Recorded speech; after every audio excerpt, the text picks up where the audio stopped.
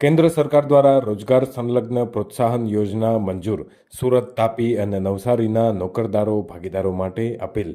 ભારત સરકાર દ્વારા પ્રધાનમંત્રી નરેન્દ્ર મોદીની અધ્યક્ષતામાં કેન્દ્રીય મંત્રીમંડળ દ્વારા હમણાં જ મંજૂર કરવામાં આવેલી રોજગાર સંલગ્ન પ્રોત્સાહન યોજના હેઠળ ઈપીએફઓ કાર્યાલય સુરત તેના કાર્યક્ષેત્રમાં આવતા સુરત, તાપી અને નવસારી જિલ્લાઓના તમામ નોકરદારો પાસેથી આ મહત્વાકાંક્ષી યોજનામાં સક્રિય અને અસરકારક ભાગીદારી માટેની અપીલ કરી છે.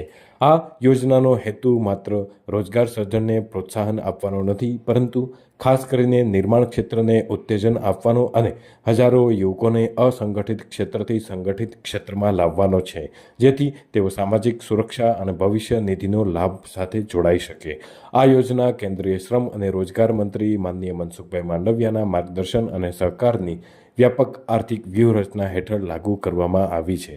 આ દ્વારા પહેલીવાર નોકરી મેળવતા કર્મચારીઓને 15,000 સુધીનો પ્રોત્સાહન રકમ 2 કિસ્સામાં આપવામાં આવશે તથા નોકરદારોને દરેક નવા કર્મચારી માટે 1,000 થી 3,000 સુધીની માસિક આર્થિક પ્રોત્સાહન રકમ પણ મળશે.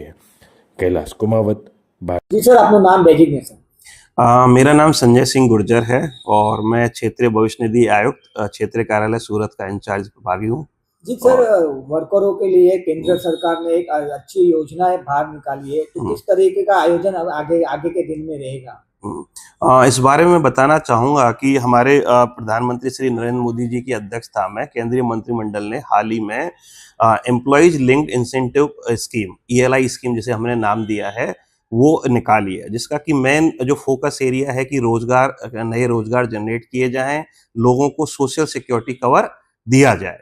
तो ये जो स्कीम है, इसका लगभग आउटले जो केंद्र सरकार ने रखा है वो लगभग 1 लाख करोड़ रुपए का है, जिसमें कि फोकस है कि इसको 2 भागों में बांटा गया है, पार्ट ए और पार्ट बी।